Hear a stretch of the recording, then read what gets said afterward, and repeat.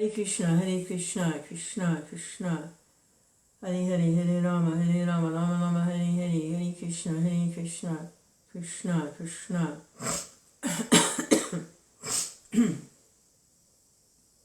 Hare Hare, Hare Rama, Rama Rama, Hare Hare. Krishna. Hare Krishna, Krishna Krishna. Hare Hare, Hare Rama, Rama Rama, Hare Hare, Hare Krishna, Krishna Krishna. Hare Hare, Hare Rama, Rama Rama, Hare Hare, Hare Krishna, Krishna Krishna. So I want to take a look at a verse from Bhagavad-Gita, as it is, translated with commentaries by His Divine Grace, A.C. Bhaktivedanta Swami Prabhupada. I want to take a look at verse 18, chapter 5, verse 18. Hare Krishna, Krishna Krishna, Hare Hare, Hare Rama, Rama Rama, Hare Hare, Hare Krishna, Krishna Krishna. Hare Hare, Hare Rama, Rama Rama, Hare Hare, Hare Krishna, Krishna Krishna. Hare Hare, Hare Rama, Rama Rama, Hare Hare, Hare Krishna, Krishna Krishna. Hare Hare, Hare Rama, Rama Rama, Hare Hare, Hare Krishna, Krishna Krishna. Hare Hare, Hare Rama, Rama Rama, Hare Hare, Hare Krishna, Krishna Krishna. Hare Hare, Hare Rama, Rama Rama, Hare Hare. And I also want to take a look at part of a defensive driver online course that's offered by the state of Florida to senior citizens to sharpen their awareness of their driving skills. Because as the body ages, reflex time, and a lot of times seniors on medications, a lot of things can affect their driving that they may not be so aware of. So it's actually a really good course. And it's about the third time I've taken it. It's every 3 years, and it gives you a discount on your insurance. And actually, it's the same course that they gave 3 years ago. They haven't changed it. But that's all right. 3 times and you've got it, right? Whatever it is. So I'm really appreciating it this third time around on this thing. And so I want to take a look at some of their discussion about how stress affects emotions and judgment, like that. And it's really good if you consider that the body is a vehicle. It's like a car, and the soul is the driver. So they're discussing in terms of an automobile as the vehicle and the person as the driver, but there's a lot of correlation there. It's, as we drive this car through life, how we're affected by others' driving skills. Yeah. And they deal with the three disturbances to material life. The demigods, like weather, storms and snow and rain, those conditions for driving your car. And they deal with other drivers' problems, their distractions, their aggressive behavior, their problems, how it affects you on the highway of life, and then your own skills and your own emotions, and it affects your driving. I was really appreciating how they dealt with this. There's a lot of insight in there that correlates with reaching a transcendental platform of being undisturbed in what you have to do, which is Bhagavad-Gita, remain steady, happiness, distress, loss and gain, victory, defeat, remain steady. So I want to take a look at some of the things they have to say about that. This is good. And I wanted to look at that verse from Bhagavad-Gita, chapter 5, text 18. And if there's time, Krishna book, but there might not be time for Krishna book today. Hare Krishna, Krishna Krishna, Hare Hare, Hare Rama, Rama Rama, Hare Hare. I don't think that I'm the only one who goes through ups and downs on the spiritual path. I really don't think I'm the only one.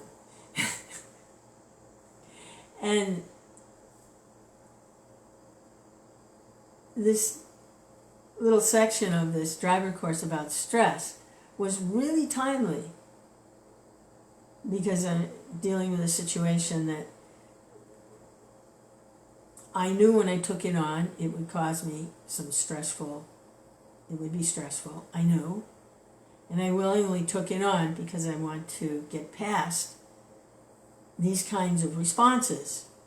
It's just like a conditioned response. I want to get past it. So I said, okay, let me take this on. I know it's coming. And sure enough, there it is. It reminds me of sometimes, when you have, they're called lucid dreams, where you're asleep, but you know you're asleep. And there's a dream, and you don't stop the dream. So you're dreaming, you're asleep, because there's a dream going on, but you know you're dreaming. They're called lucid dreams. So it's kind of like with this situation, I knew I would take it on, and it's put me into this dreamlike state where, where'd Krishna go? I don't know. It's like it put me in this lesser consciousness because of some stressful conditioning to these kinds of situations. I have a conditioning that when they're faced with a situation like this, then it's like going into a dream or a nightmare, really. So I said, okay, let me take it on. I know what's going to happen. It always happens. But let me take it on. And this is the way we can cut back, keep cutting back, for those of us on the path of transcendence, where we can keep cutting back our conditioning, when we've been there before, we know what it is, here it comes again, but we're detached enough to be an observer and not totally immersed in the situation. We have enough detachment to observe. Just like in these lucid dreams, the experiencing, the tiger's chasing me and I'm falling down the stairs and someone's attacking me and like this in the dream. But we're awake to the extent that we know we're just dreaming. And then we can start to cut back. And we may never have that particular dream again. Sometimes people have recurring dreams. When I was younger, I had one like that. Every night, when I would take rest, same dream. It was a nightmare, and it would come every night. And I was totally immersed in the nightmare. So one night, I said, this dream's going to come again. It comes every night. I'm getting this nightmare. I'm going to go to sleep. The nightmare's going to come. But I'm going to be detached enough and awake enough to observe myself having this dream. And I changed the course of the dream in such a way, because I was dreaming, but I was awake enough to change the course of it and redirect it so it had a positive outcome.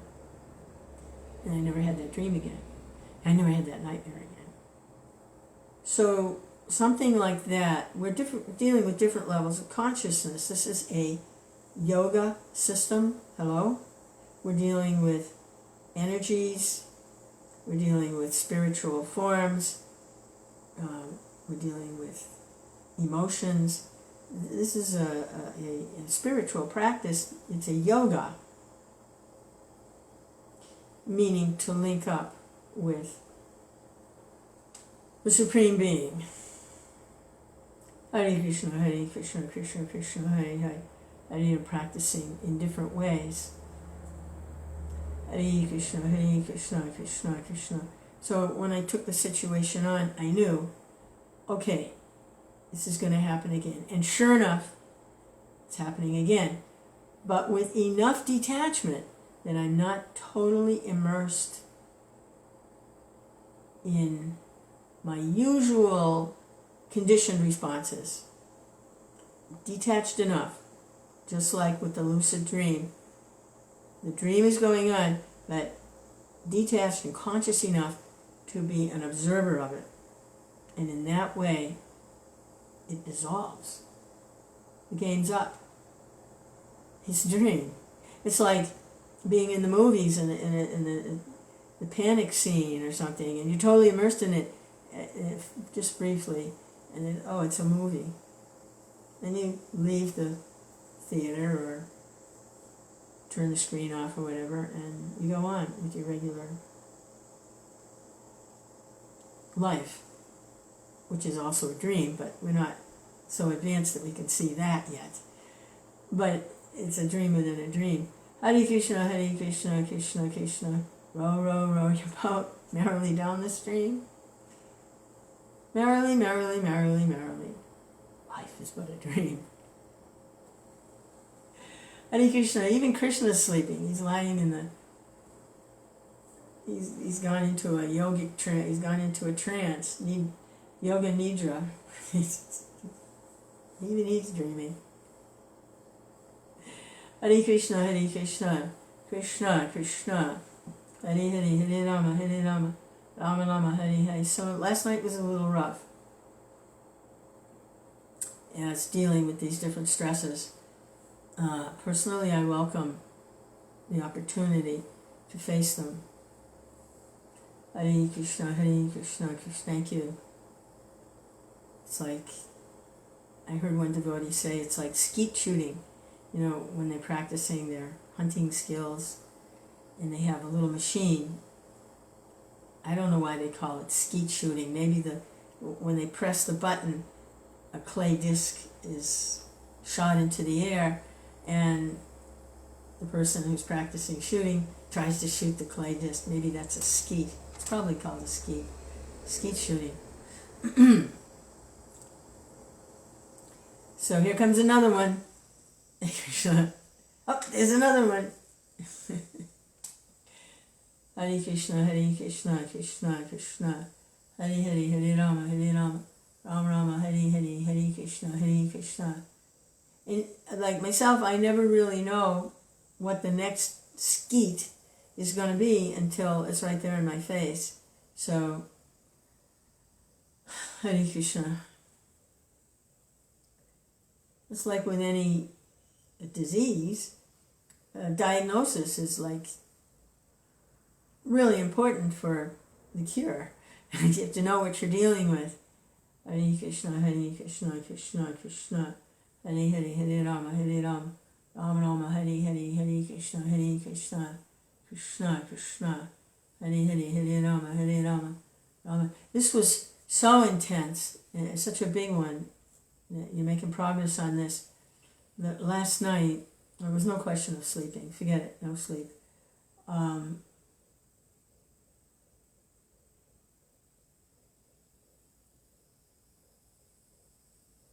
The deities came to me.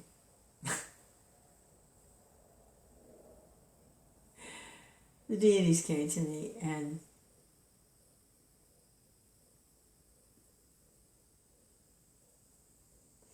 Hare Krishna.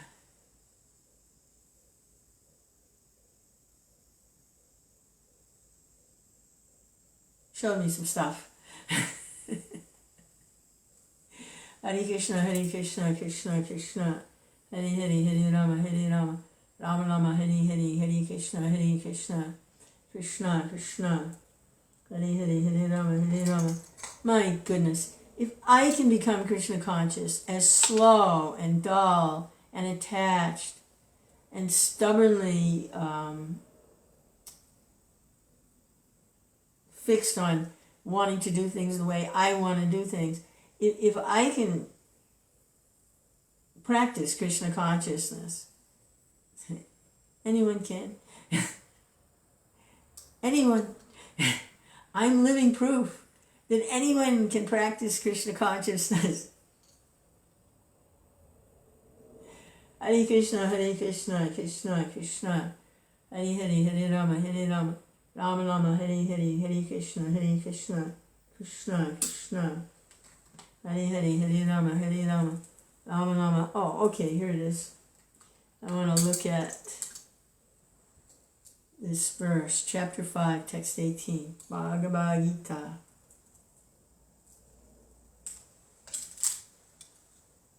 Oma gina timirandasya, gina sulakaya, jakshun militamyena tasmai shri garvenoha. I was born in the darkness of ignorance. My spiritual master has opened my eyes with the torchlight of knowledge. I offer my most humble, respectful obeisances unto the lowest feet of my spiritual master. So this is text 18. Vidya vinaya sampane brahmani gavi hastini suni chaiva swapakecha pandita samadarshana. Vidya vinaya sampane brahmani gavi hastini suni chaiva swapakecha pandita samadarshana. Vidya vinaya sampane brahmani gavi hastini suni chaiva swapakecha pandita samadarshana.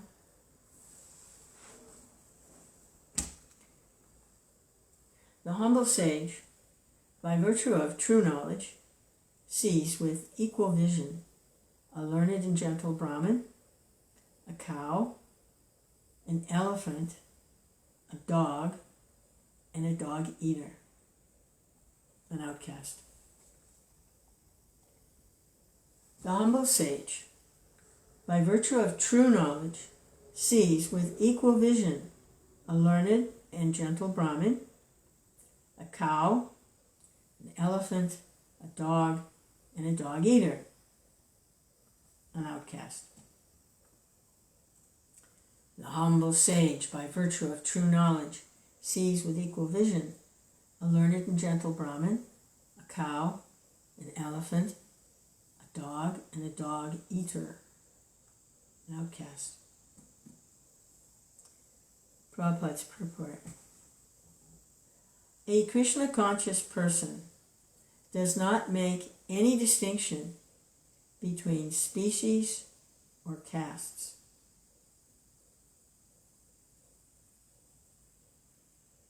So that verse has a cute little ring to it. It's kind of sing-songy.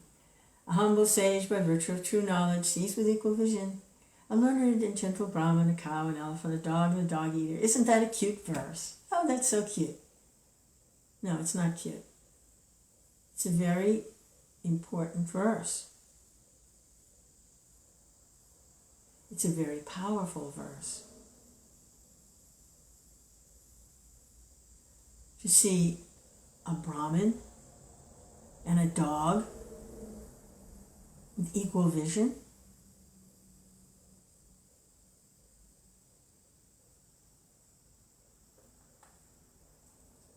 You know, our daily activities and social interactions, we're seeing people higher level, lower creatures, karmis, gyanis.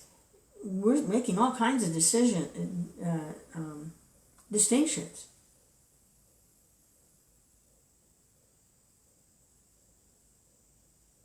But here, it says with equal vision.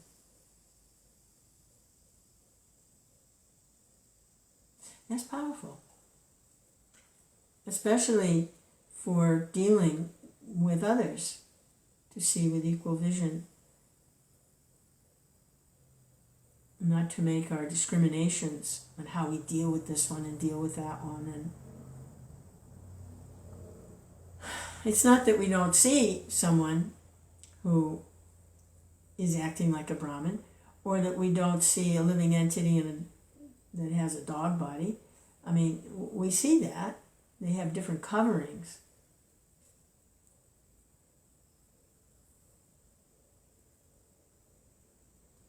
We see the soul. So Prabhupada continues, the Brahmin and the outcast may be different from the social point of view, or a dog, a cow, or an elephant may be different from the point of view of species. But these differences of body are meaningless from the viewpoint of a learned transcendentalist.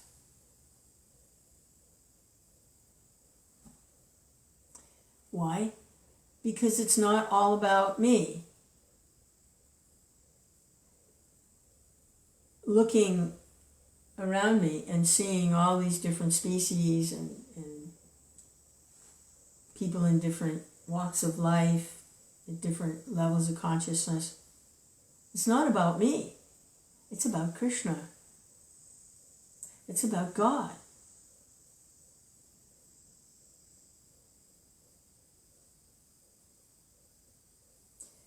This is due to their relationship to the Supreme. Right on. This is Prabhupada continuing. He says, this is due, the differences that I see, or that we see around us, is due to their relationship to the Supreme. For the Supreme Lord, by his plenary portion as Paramatma, is present in everyone's heart. Such an understanding of the Supreme is real knowledge.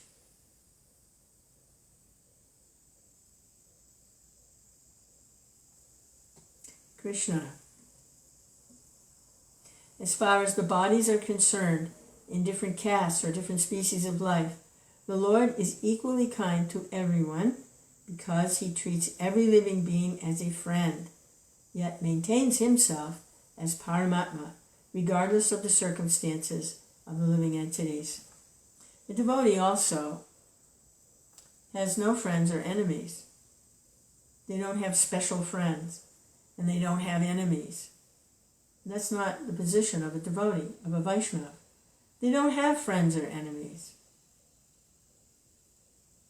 This one's my friend.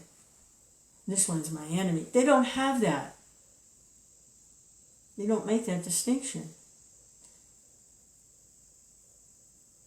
Because they see with equal vision, they see Super Soul within the heart of everyone.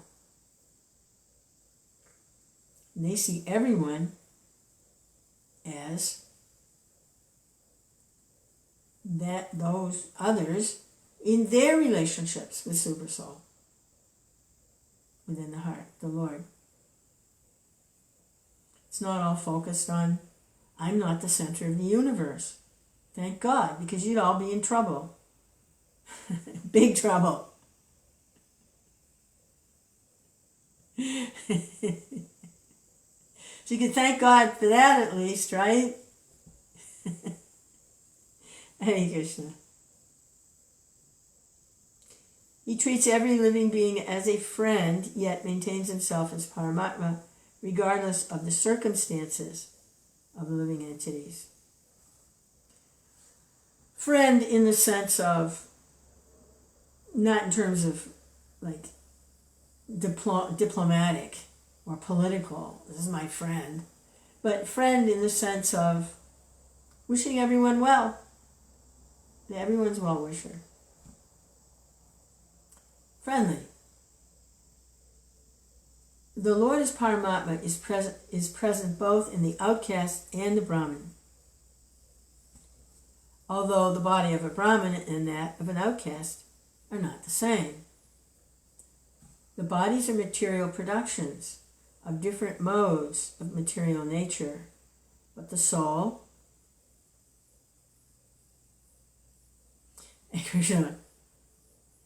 but the soul and the supersoul within the body are of the same spiritual nature. The similarity in the quality of the soul and the supersoul, however, does not make them equal in quantity, for the individual soul is present only in that particular body, whereas the Paramatma is present in each and every body.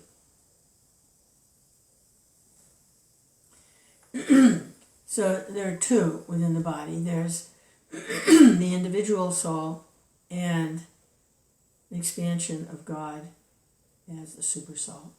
There's two in there. And the difference is the individual soul is very, very minute. It has the same quality, spiritual quality, but it's very small.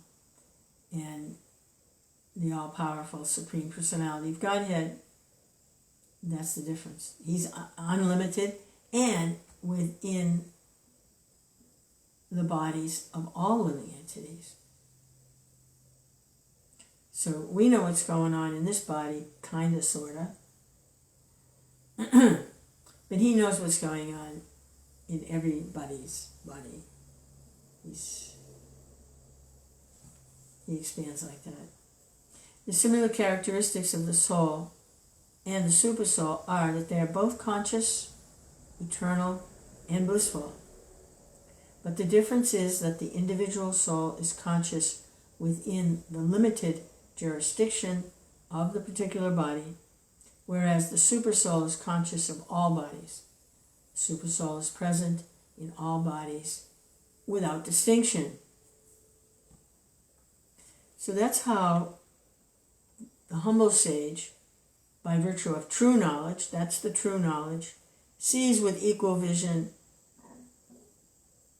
the Brahman, the cow, the elephant, the dog, and the dog eater. He sees supersoul present in the heart of everyone. Hare Krishna, Hare Krishna, Krishna Krishna, Hare Hare, Hare Rama, Hare Rama. Rama Rama, Hare Hare, Hare Krishna, Krishna Krishna, Hare Hare, Hare Rama, Hare Rama, Rama Rama, Hare Hare. So what is there of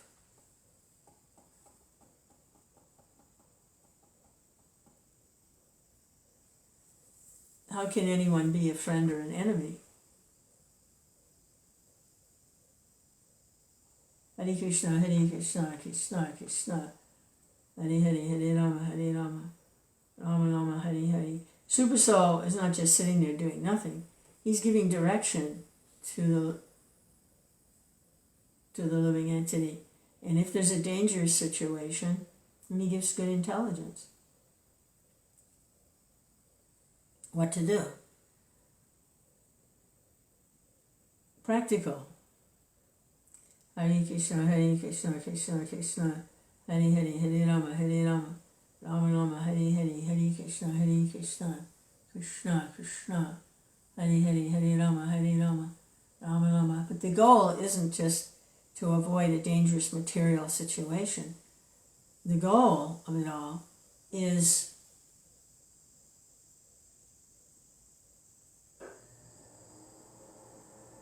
to remain in Krishna consciousness, dangerous situation or not. That's actually the goal.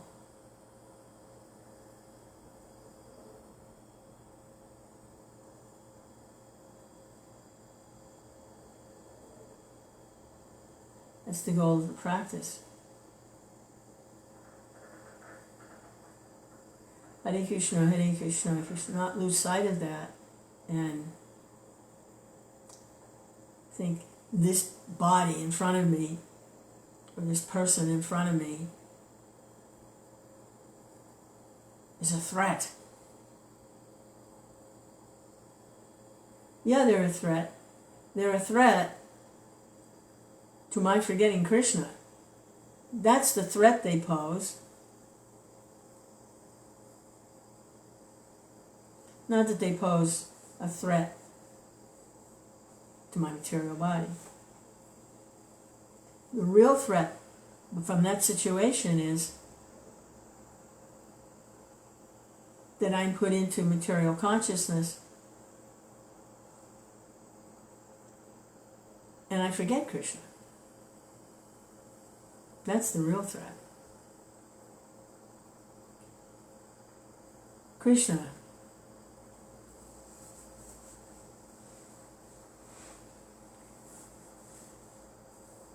Krishna, Krishna, to see with equal vision. A dog, an elephant, a cow, a dog eater, a learned Brahmin.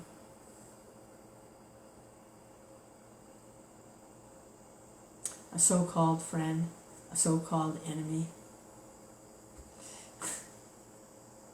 Hare Krishna, Hare Krishna, Krishna Krishna, Hare Hare, Hare Rama, Hare Rama, Rama Rama, Hare Hare, Hare Krishna, Hare Krishna.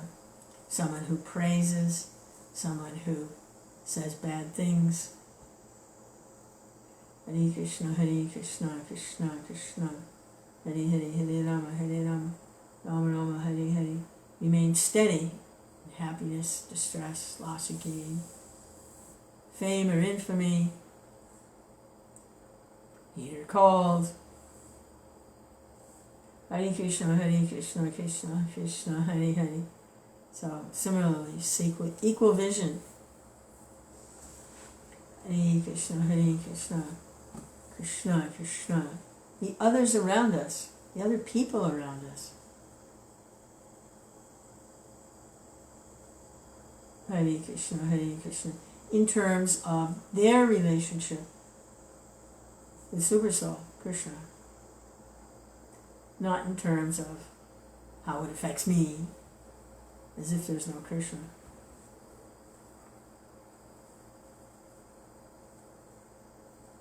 Hare Krishna, Hare, it's a really important verse. I like this person, I don't like that person. What is that?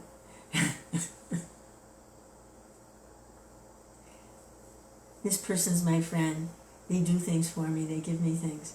This person is my enemy. They speak harshly and criticize me. Hare Krishna, Hare, it's all about me. Hare Krishna.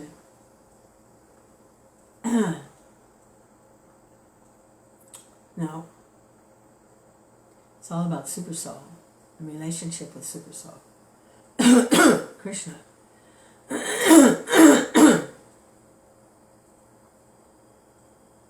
Hare Krishna, Hare Krishna, Krishna Krishna. Hare Hare, Hare Rama, Hare Rama, Rama Rama, Hare Hare. Vidya Vinaya Sampane, Brahmani Gavi Hastini, Sunichaiva Sapakecha Pandita Samadarshana. Vidya Vinaya Sampane, Brahmani Gavi Hastini, Sunichaiva Sapakecha Pandita Samadarshana. Hare Krishna, Hare Krishna, Krishna Krishna, Hare Hare, Hare Rama, Rama Rama, Hare Hare, Hare Krishna, Krishna Krishna, Hare Hare, Hare Rama, Rama Rama, Hare Hare.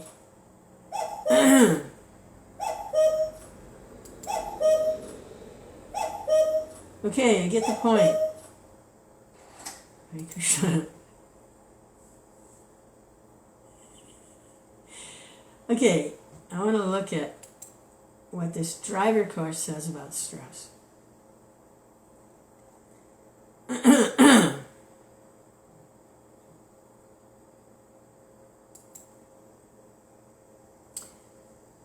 So, Yantra Rudani, this body is a vehicle. Just like we get in the car and drive the car. This body is a vehicle. And this is called stress while driving.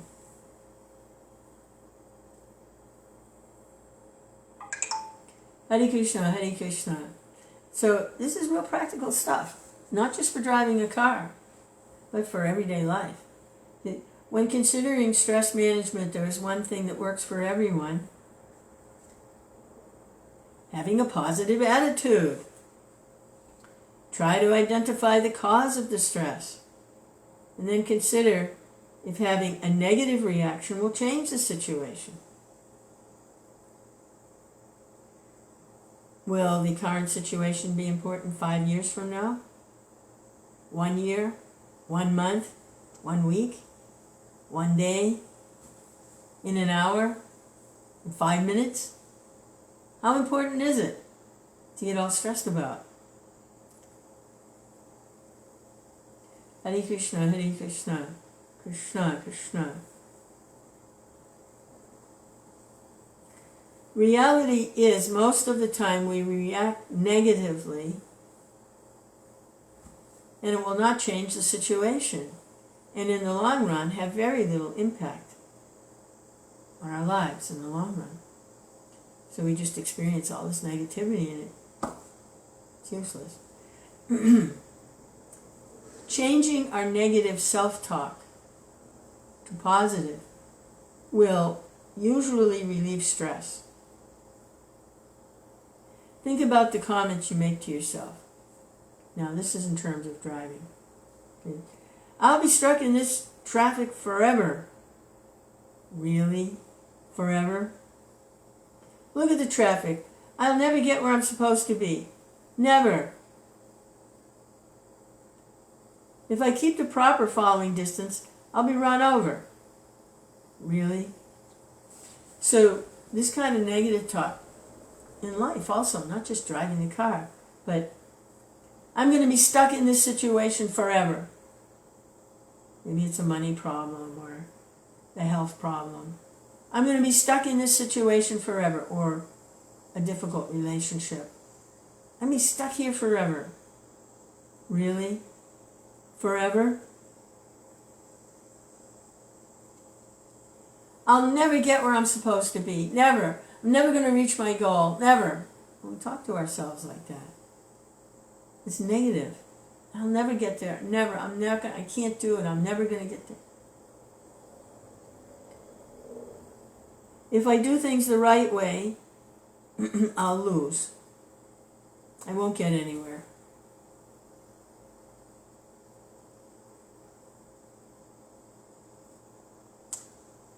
So that's in terms of driving, but in terms of how we deal with life. And this is an interesting little paragraph here where they give kind of a yogic, it's almost a kind of yogic solution. They say, it's called progressive muscle relaxation. When a muscle has been tense for a few seconds, its natural tendency is to relax. You can tighten different muscle groups and let them relax. Repeat this exercise, different parts of the body, making sure to tighten and release each muscle 6 times. It's kind of a little yogic thing they do there.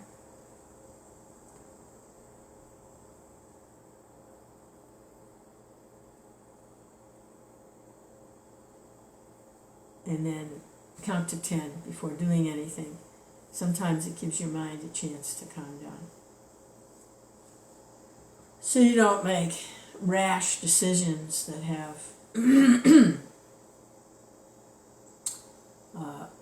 difficult consequences. Interesting.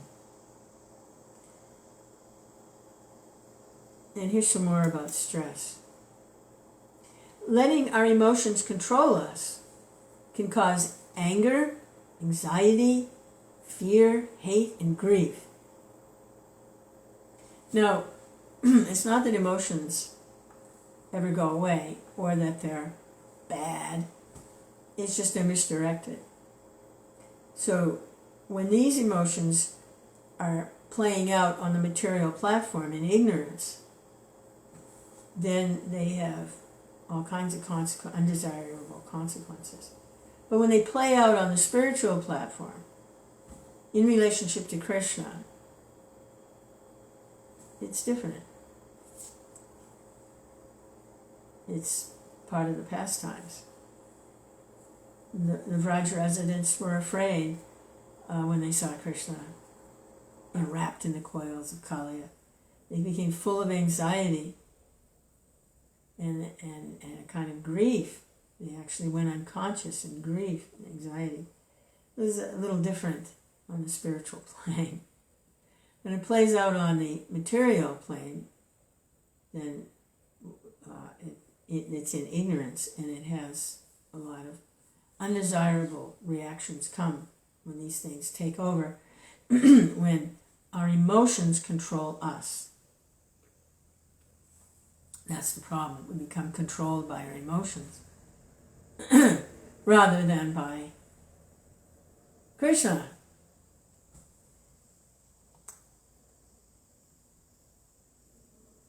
And our need to satisfy emotions many times causes us to act in a negative manner.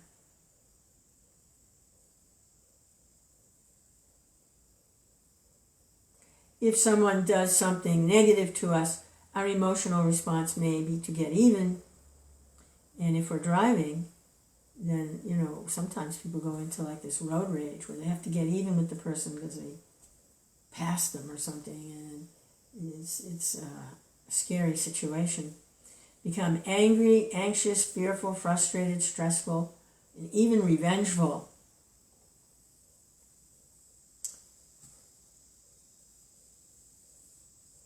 The first and best method to control our emotions is to maintain a positive attitude.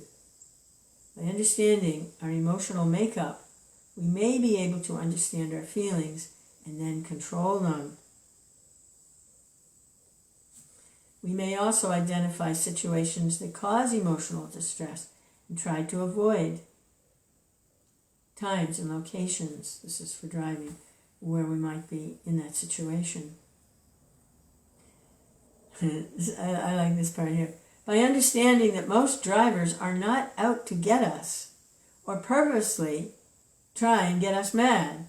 They didn't come out on the road to attack you.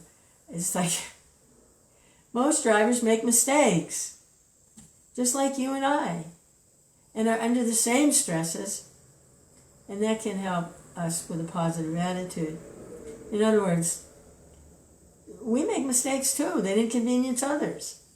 So if somebody's inconveniencing us, or they're not doing it to get even with us or try to attack us, it's just that they're making some mistake.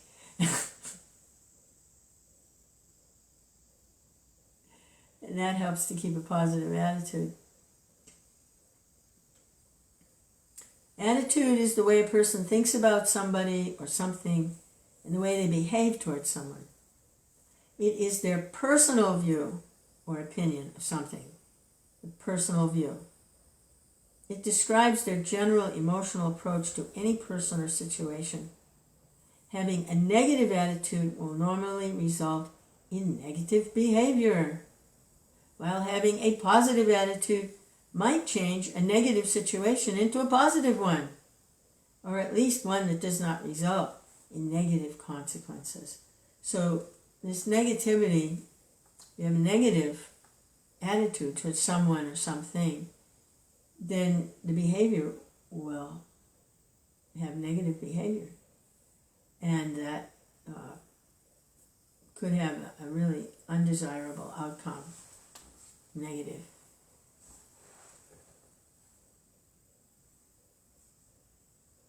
Hare Krishna, Hare Krishna. Whereas positive, keep a positive attitude. What is the reason to be negative anyway, about anything? If from that verse of Bhagavad-Gita, sees with equal vision a learned and gentle Brahmin, a cow, an elephant, a dog, and a dog-eater, an outcast, then where is the possibility of negativity? It's all positive. We're seeing them in relationship to Supersoul. It's all positive. There's no negative. It can be totally accepting of everything. Totally accepting. And in that way,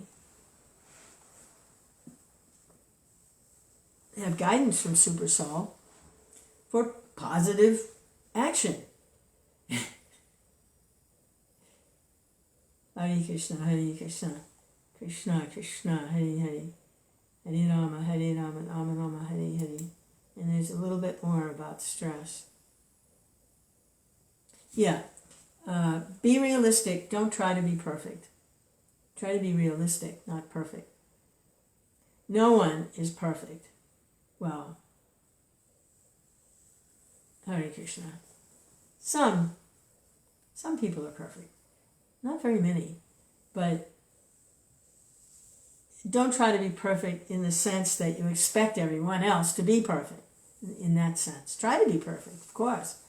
But be realistic. Don't expect others to be perfect, because that can add to stress level. Not to mention put a lot of pressure on them. So the key word there is expect. Having expectations to come up to your standards. Expecting yourself to come up to a certain standard. And expecting others to come up to a certain standard. Be realistic. Be realistic. Keep striving in the right direction, but stay on the road.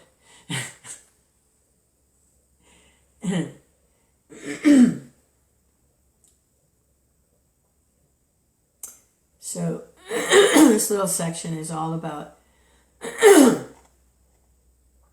things that can be done physically, like get enough rest.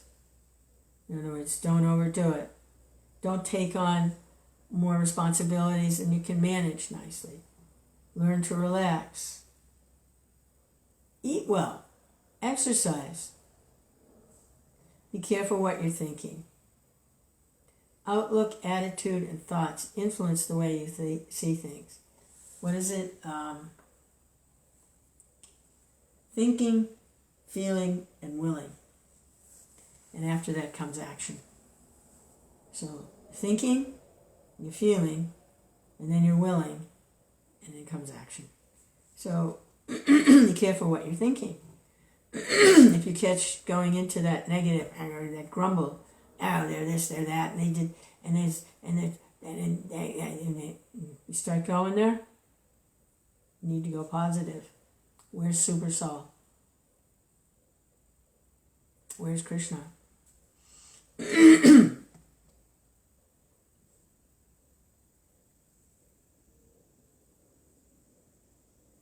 Even if you're out of practice being positive and tend to be a pessimist, you can still learn to think more optimistically.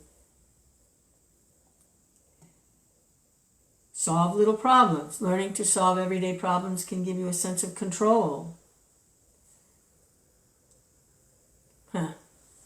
And people do this crossword puzzles and little games. It gives them a sense of control.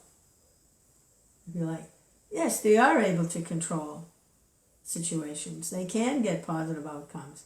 It's kind of a little trick. Hare Krishna.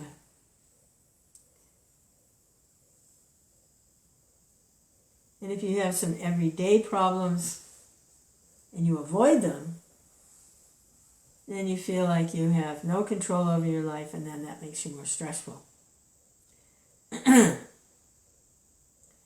Develop skills to calmly look at a problem. Figure out options and take some action toward a solution. Feeling capable of solving little problems builds the inner confidence to move on to life's bigger ones, and it can serve you well in terms of stress. So this is a driver course. I mean, come on. This is this is very well thought out. Hare Krishna, Hare Krishna. It's very true. I know in practicing Krishna consciousness, when some major hurdles came and I was faced with them, and I went through what I needed to go through to get them gone,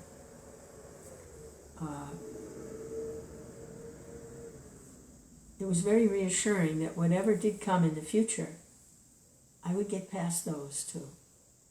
So once you taste that kind of success in getting past the impediments, in devotional life, then whatever else comes, you have that faith and that confidence that to depend on Krishna and know that that will also be resolved, and you'll get past that too.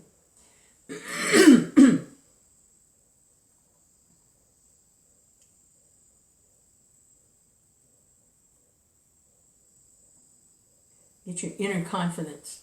Get that one victory, and then get that inner confidence going. Build resilience. Be cool under pressure, able to handle problems as they come up. Work on developing these attitudes and behaviors in Krishna consciousness as well. Think of change as a challenging and normal part of life. See setbacks and problems as temporary and solvable. Believe that you will succeed if you keep working toward your goals. You keep depending on Krishna.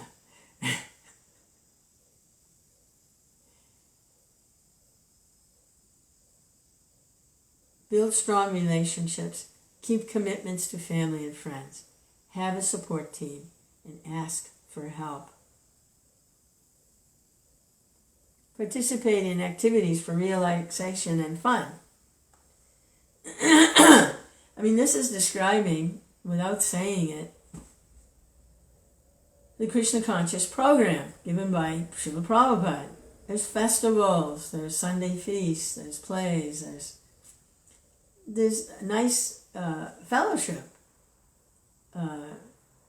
devotee family, helping each other. Hare Krishna, Hare Krishna, Krishna. Support team. Learn to think of challenges as opportunities and stressors as temporary problems, not disasters. Practice solving problems and asking others for help and guidance rather than complaining and letting stress build. Keep track of your progress. Be optimistic. Believe in yourself. And let a little stress motivate you into positive action to reach your goals. So, it's very interesting, actually. All of this to help people drive better. Seniors, help them drive better. Have a more conscious approach to drive. I mean, think about, you get in a vehicle, that is a deadly weapon. That vehicle is like a missile. If it crashes into something, it's like a guided missile, It's a very dangerous weapon, a vehicle, if it's not driven properly. And it depends, and everyone's driving these things. All right, Krishna Chaitanya. So that was fun. I wanted to look at that about stress. Yeah. It's really apropos because I've taken on this little bit of a challenge and it's very stressful. And I'm having all these reactions, and this is actually helping in the situation to understand these things and deal with it. Hare Krishna, Hare Krishna, Krishna Krishna, Hare Hare. Krishna is pretty far out, He can send someone to help the devotee. He can give knowledge through whatever sources. It said, gold is gold, even if it's in a kind of dirty place. It's still gold if it's gold. And Krishna is Pretty amazing. Right at this time, when I just took on this stressful situation, there's all this about stress and how to deal with it in the disguise of a driving course. Pretty amazing. Krishna.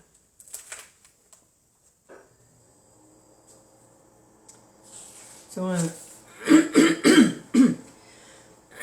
read a little bit about the transcendental pastimes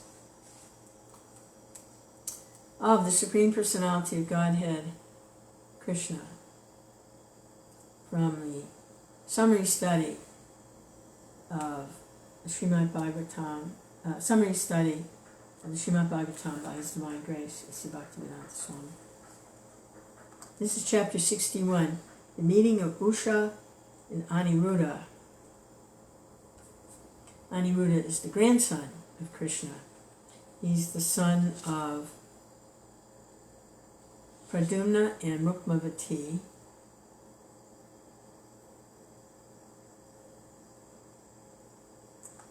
Hare Krishna. And Pradyumna is the son of Krishna. Aniruddha is the son of Pradyumna.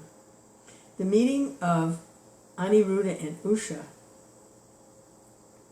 which caused a great fight between Lord Krishna and Lord Shiva, is very mysterious and interesting.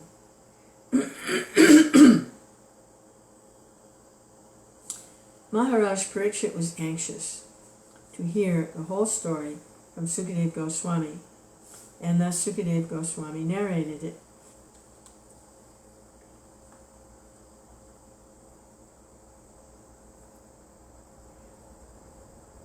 This is a conversation taking place on the bank of the Ganges between Maharaj Parikshit, who was going to be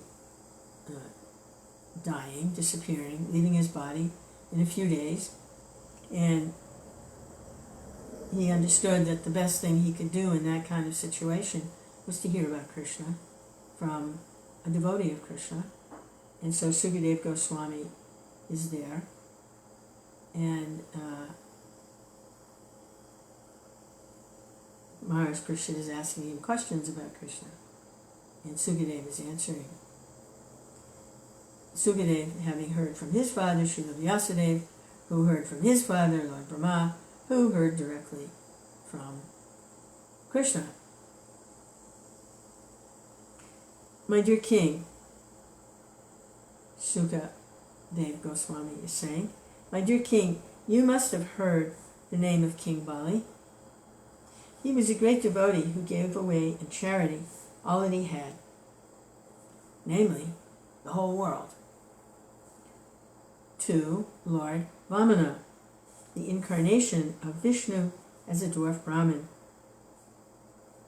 King Bali had 100 sons, and the eldest of all of them was Banashura.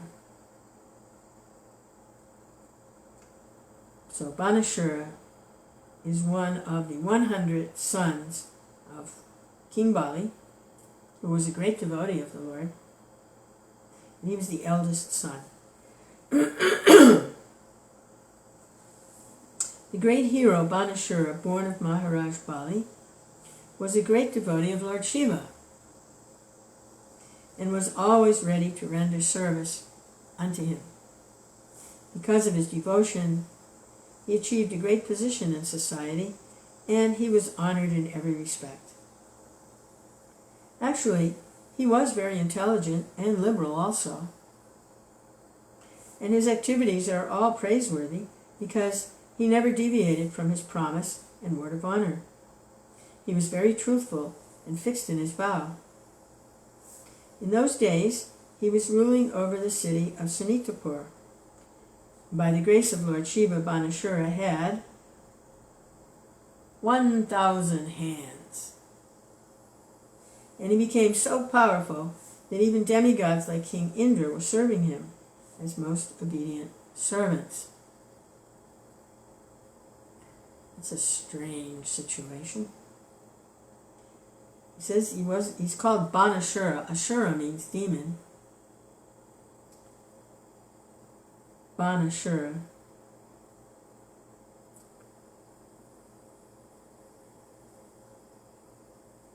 I wonder what Bana means. I think it means hands. Banashura. Let me see if Google knows. Come on, Google, you're smart. Bana Sanskrit word meaning.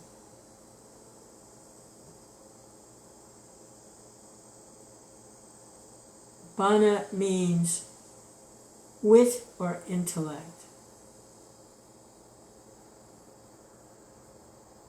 Refers to the tip of an arrow, which is very sharp, or wit or intellect.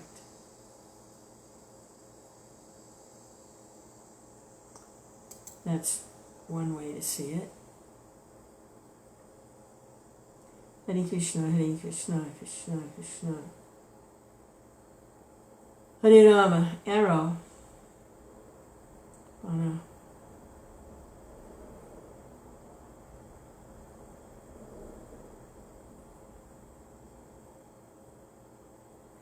Okay. What's that? Banashura. Long ago, when Lord Shiva was dancing in his celebrated fashion called Tandava Richa, for which he is known as Nataraj, Banashura helped Lord Shiva in his dancing by rhythmically beating drums with his 1,000 hands. Okay, that's a lot of drum beating. 1,000 drums. Lord Shiva is well known as Ashutosh, very easily pleased. And he is also very affectionate to his devotees. He's a great protector for persons who take shelter of him, and is the master of all living entities in this material world. Being pleased with Banashura, he said, "Whatever you desire you can have from me, because I'm very much pleased with you." Banashura replied, "My dear Lord, if you please, can you remain in my city just to protect me from the hands of my enemies?" Once upon a time, Banashura came to offer his respects to Lord Shiva by touching the lotus feet of Lord Shiva with his helmet, which was shining like the sun globe. He offered his obeisances unto him. While offering his respectful obeisances, Banashura said, "My dear Lord, anyone who has not fulfilled his ambition will be able to do so by taking shelter of your lotus feet, which are just like desire trees. One can take from them anything he desires. My dear Lord, you have given me 1,000 arms, but I do not know what to do with them. Please pardon me, but it appears that I cannot use them properly in fighting. I cannot find anyone competent to fight with me, except your Lordship, the original father of the material world. Sometimes I feel a great tendency to fight with my arms, and I go out to find a suitable warrior. Unfortunately, everyone flees, knowing my extraordinary power. Being baffled at not finding a match, I simply satisfy the itching of my arms by beating them against the mountains. In this way, I tear many great mountains to pieces." Lord Shiva realized that his benediction had become troublesome for Banashura and addressed him. "You rascal, you are very eager to fight, but since you have no one to fight with, you're in distress. Although you think that there is no one in the world to oppose you except me, I say that you will eventually find such a competent person. At that time, your days will come to an end, and your flag of victory will fly no longer. Then you will see your false prestige smashed to pieces."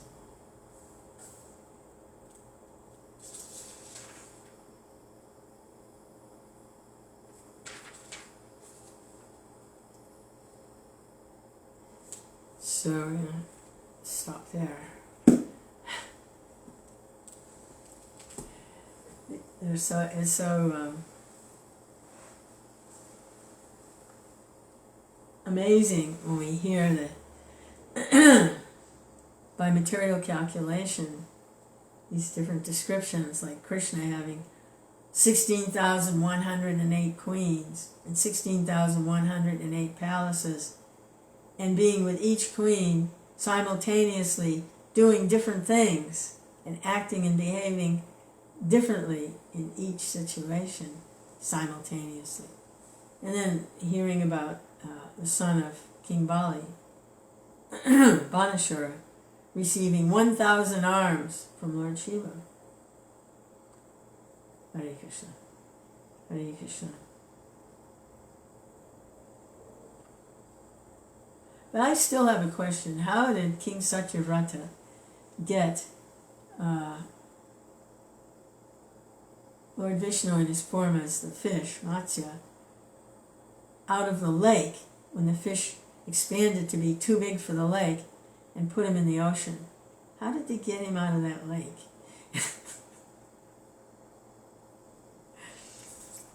I understand now how Jambavati, what her physical features are like. She was the daughter of Jambavan, a forest creature. He's not a human being, he's a forest creature, jungle creature.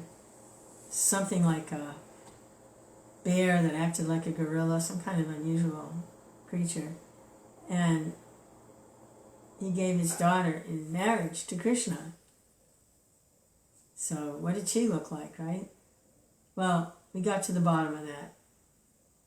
By the touch of Krishna, she was transformed into the goddess of fortune, with beautiful woman features. Just like by the touch of Krishna, when he took Kubja, she was all bent over in a hunchback, he took her cheeks, stepped on her toes, took her cheeks, and straightened her up. She became a beautiful woman by the touch of Krishna. So similar for Jambavati. Hare Krishna, Hare Krishna, Krishna Krishna. Hare Hare seemed like magical, wonderful, magical.